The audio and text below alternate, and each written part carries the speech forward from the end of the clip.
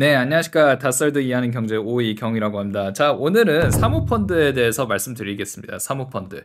아니, 사모펀드가 도대체 뭐지? 이제 좀 들어봤긴 했는데, 근데 잘 모르시는 분들이 굉장히 많으실 겁니다. 근데 여러분들, 이런 회사들 들어보셨죠? 뚜썸플레이스라든지, 토이즈R러스라든지, 공차라든지, 홈플러스라든지, BHC 치킨도 있고, 아웃백 스테이크하우스도 있고 이 회사들의 공통점이 뭔지 아십니까? 이제 사모펀드가 운영하는 회사거든요. 이제 사모펀드가 무엇인지 이제 설명을 하도록 하겠습니다.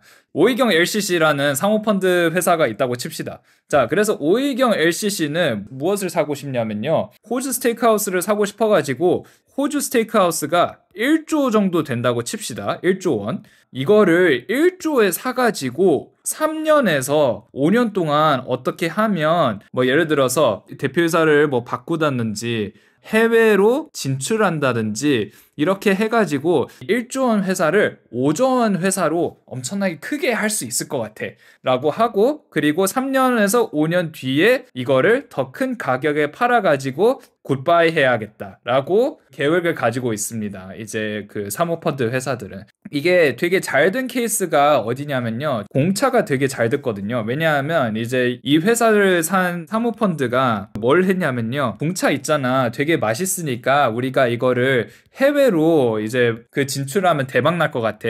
나는 이미 해외에 그 연락처가 되게 많아. 그러니까 내가 이걸 사가지고 얘네들한테 연락해가지고 얘네들도 공차를 자기 나라에 팔 수 있게끔 한번 해보자 라고 했어요. 그래서 그 이 사모펀드가 공차를 대만에 이제 공차를 또 진출하게 했고요. 그리고 뭐 홍콩도 진출하게 했고, 그리고 인도네시아인가? 어찌됐든 다른 나라에도 공차라는 브랜드를 이제 많이 알렸습니다. 그래가지고 이거를 한 3년에서 5년 정도 했죠. 3년에서 5년 정도 하고 이제 공차라는 회사를 엄청나게 키운 다음에 뭘 했다? 팔았다. 더 비싼 가격에. 예를 들어서 공차가 이제 1,000억이었으면 이제 이렇게 해외 진출을 성공시키고 이제 5,000억에 팔 거죠. 그러면 이제 그 사모펀드 입장에서는 4,000억을 버는 거죠. 자, 이제 아시겠죠? 이제 사모펀드가 어떻게 되는지.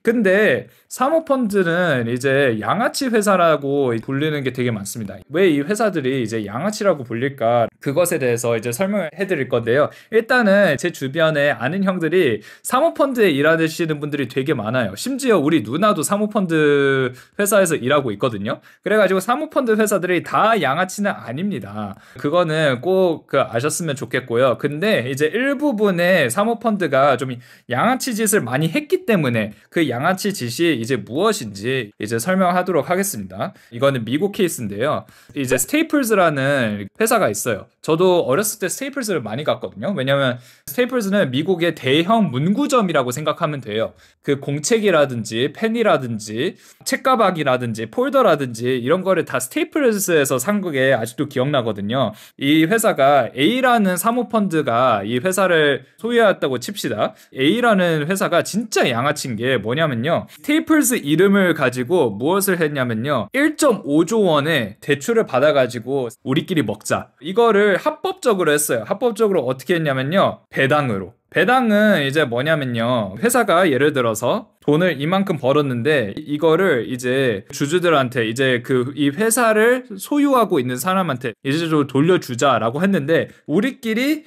배당을 하자 해가지고 돈을 엄청나게 자기네들끼리 많이 가져갔어요. A 회사가. A 회사가 가져가고, 그리고 이제 대출을 1.5조 원을 대출을 받았지 않습니까? 그래가지고 이자가 엄청나게 많겠죠. 대충 계산합시다. 이제 이자 비용이 예를 들어서 10%라고 하면 이제 1년에 1,500억을 내야 되거든요. 이게 계속 갚아야 되잖아요. 그 스테이플즈 입장에서 돈 없는데 1,500억 원을 갚아야 돼. 그래가지고 스테이플즈를 뭐 했냐? 직원들을 해고했어요. 2명의 할 일을 그냥 1명이 해. 얘네들 입장에서는 A라는 회사는 우리 이제 돈 벌었으니까 B한테 팔고 우리는 이제 나가야지 해가지고 엑시트를 한 거예요. 소위 말해서 이게 쪽쪽 다 빨아가지고 그 다음에 이제 팔고 도망간 거죠. 근데 이게 다 합법입니다. 이거를 이제 영어로 dividend recapitalization이라고 하거든요. 배당을 위해 회사 이름으로 빚을 더 낸다 이렇게 얘기를 했습니다. 이게 양아치짓 그 중 하나고요. 그래서 양아치짓 또 하나 보여드리겠습니다. 양아치짓 또 하나가 뭐냐면요. 레드랍스터에 대해서 말씀드릴 건데 이제 2014년에 골든게이트 캐피털이라는 회사에서 이제 지회사라고 할게요. 이제 레드랍스터라는 회사를 샀어요. 레드랍스터는 스테이크하고 랍스터를 파는 회사예요. 그런데 이제 레드랍스터가 어떻게 보면 건물이 엄청나게 많지 않겠습니까? 이제 식당들이 엄청나게 많은데요. 레드랍스터가 그 돈을 벌려고 뭘 했냐면요. 여기 있는 건물들을 싹 다 팔았어요. 다 팔아가지고 그걸로 2.3조 원을 벌었다고 합니다. 그래가지고 레드랍스터는 아니 그럼 우리는 어떻게? 라고 하는데 너희들 알아서 월세 내 라고 해가지고 레드랍스터가 어마어마하게 월세를 감당하지 못해서 이 회사가 2024년에 파산을 했습니다. 그런데 파산했는데 과연 이 지회사는 어땠을까요? 책임졌을까요? 책임 없습니다. 이게 왜 그런지 자 이제 설명을 하도록 하겠습니다. 이 구조를 보시면 알 수 있습니다. 왜 그 사모펀드들이 대부분 양아치라고 하는지. 대부분 사모펀드는 이렇게 돼 있습니다. LP하고 GP가 있습니다. GP는 제너럴 파트너라고 하는데 레드랍스터를 산 그 지회사입니다. 그냥 그 사모펀드 회사 그 자체라고 생각을 하시면 됩니다. 쉽게 말해서 사모펀드 입장에서 나라고 이렇게 생각을 하시면 되고요. LP는 쉽게 말해서 쩐주들입니다. 돈 겁나 많은 기업들이나 회사나 단체입니다. 자, 그래서 LP들은 누가 있냐면 그 연금, 대학교들, 뭐 또 엄청난 부자들도 있고 뭐 그렇습니다. 제가 아는 형 중에 그 사모펀드에서 일하는 형이 있어요. 그 형은 이제 B 회사에서 일하는데요. 하는 일이 뭐냐면요. 이 LP들 있지 않습니까? 특히 이 사람들하고 계속 술 마신대요. LP는 제 아는 형이 그랬는데요. LP는 장난으로 그 사람들이 뭐라고 부르냐면요. 레전더리 피플이라고 합니다. 지 회사가 레드 랍스터를 사려고 하는데 돈을 대부분 LP에서 돈을 달라고 합니다.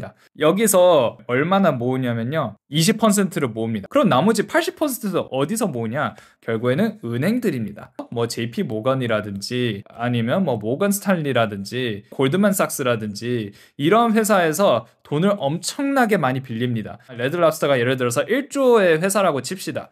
그러면 LP들한테 2천억을 받아요. 그 다음에 은행들한테 8천억을 빌립니다. 그래서 1조 원의 레드랍스터 사는 거죠. 레드랍스터가 1조 원의 가치가 있었던 게 절대 아니에요. 이해하기 쉽게끔 이렇게 설명하는 거예요. 그래서 아니 도대체 왜 굳이 8천억을 왜 은행한테 빌리냐? 왜냐하면 8천억을 빌리면 여기서 이자 비용이 어마어마하지 않냐? 왜 이렇게 대출을 하면서 이제 하냐면요. 그렇게 해야지 돈을 더 많이 벌거든요. 예를 들어서 제가 사탕이 한 개를 살 수밖에 없는 돈이 있습니다. 그래가지고 친구들한테 부탁하죠. 너희들 나한테 사탕 9개 살 수 있는 돈 줘. 내가 너희들한테 꼭 갚아줄게. 이자도 줄게. 그러면 제가 사탕 10개가 생겼는데 이 사탕을 엄청나게 잘 굴렸어요. 그래서 사탕 20개를 만들었는데 자 이제 제가 친구들한테 얼마나 빌렸습니까? 9개 빌렸죠? 그러니까 9개를 다시 이제 돌려줍니다. 그러면 저한테 남은 사탕이 몇 개냐? 11개죠. 그러니까 저는 사탕 1개로 시작해가지고 사탕 11개로 그 결과가 난 겁니다. 내가 내야 되는 이자 빼야 되죠. 이자를 빼야 되는데 그래도 사탕 11개를 내 손으로 이제 가질 수 있는 겁니다. 그래가지고 내가 얻는 돈이 더 크기 때문에 그렇습니다. 그래가지고 이제 레드랍스터가 결국에는 2024년에 망했지 않습니까? 망하면요. 은행 손해예요. 은행 손해. 왜냐하면 GP들은 어떻게 투자하냐면요. 이 사모펀드는 예를 들어서 지회사라고 칩시다. 말 그대로 왜 펀드냐면요. 한 펀드당 이런 레드랍스터 같은 회사가 10개나 있어요. 얘네들 입장에서는 그냥 그 중에 한 개가 망한 겁니다. 그냥 나머지 9개에 신경 써야겠다라고 그냥 넘어가거든요. 쉽게 넘어가는 이유가 뭐냐면요. 자기네들 돈이 많이 안 잃었어요. 1조를 다 잃은 게 아니고 2천억만 잃었죠. 물론 그것도 큰 돈이지만 사모펀드 입장에서는 LP들한테 저희 한 번만 봐주세요 하는 그런 리스크는 있지만 근데 이 GP라는 게 아예 망하거나 그런 거는 아니거든요. 그래서 리스크가 상대적으로 낮다 이렇게 볼 수 있어요. 이제 홈플러스 사건에 대해서 이제 설명을 해드릴 텐데요. 우리나라에서 가장 크고 가장 유명한 그 사모펀드 회사 어디죠? MBK입니다. MBK는 GP입니다. 자, 그래서 MBK가 다른 뭐 연기금이라든지 뭐 부자들한테 우리 좀 돈 좀 그 빌려주세요라고 하잖아요. 그 사람들이 이제 LP입니다. 아시겠죠? 물론 MBK가 지금 돈이 너무 많아가지고 제가 봤을 때 웬만한 LP보다 돈 더 많을걸요? 그러니까 좀 위치가 좀 바뀌었는데 어찌됐든 MBK가 홈플러스를 이제 산 이유가 뭐냐면요. 이제 홈플러스 가게가 엄청나게 많지 않습니까? 얘네들은 이렇게 생각한 겁니다. 나는 홈플러스는 그렇게 좋은 회사라고 생각하지 않아. 하지만 부동산 가치가 되게 좋으니까 이 회사를 사가지고 이 부동산을 잘 팔면 수익은 나한테 돌아오지 않을까? 라고 해가지고 이 홈플러스를 산 겁니다. 하지만 문제가 있었죠. 빚을 엄청나게 많이 가지고 이 홈플러스를 샀어요. 그러니까 이자를 엄청나게 많이 그 부담을 해야 됐기 때문에 그러니까 감당을 못한 거예요. 그래서 이제 인건비를 또 줄여야 되니까 사람을 엄청나게 많이 잘랐습니다. 홈플러스가 그래서 이제 그 말이 되게 많고요. 자, 이제 투썸플레이스도 한번 보겠습니다. 투썸플레이스도 그 사모펀드가 가지고 있는 회사인데요. 제가 개인적으로 투썸플레이스 그렇게 썩 좋아하지 않아요. 왜 그러냐면 그 케이크 보면요, 질이 별로 안 좋다고 생각을 하고요, 질에 비해서 가격이 되게 비싸다고 생각을 해요. 투썸플레이스 입장에서는 어쩔 수가 없습니다.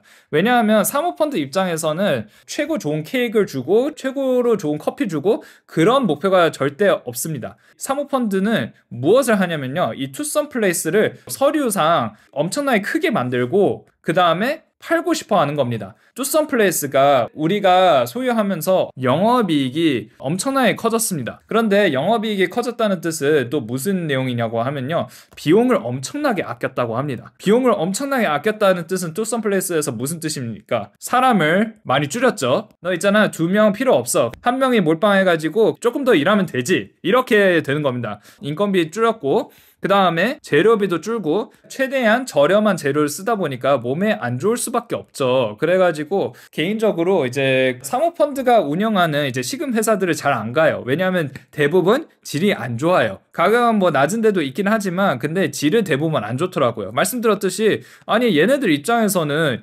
최대한 이 회사를 그 단기적으로 3년 안에 빨리 키우는 게 중요하지 좋은 질 쓰는 게 중요하지 않거든요. 그리고 수수료가 엄청 세요. 사모펀드가 PE펀드 수수료가 7%에서 14%라고 하는데 그 미국에서 가장 큰 사모펀드 4개 회사가 있는데 참고로 그 사모펀드를 PE라고 합니다. 그 프라이빗 에쿼티 영어로 참고로. 아무튼 사모펀드 4개 회사가 있는데 그 수수료를 얼마나 벌었냐면요, 이제 한국 돈을 25조 원을 받았다고 합니다. 수수료를 4개 회사가 25조 원을 받았으니까 한 회사마다 수수료만 6조 정도 받았다고 생각하시면 됩니다. 평균적으로. 근데 돈을 얼마 정도 벌었냐면요, 30조 원은 벌었습니다. 아니 투자를 해가지고 30조 원 벌었는데 이만큼 수수료가 들어간다고? 야, 진짜 엄청나게 돈을 많이 뜯어가네.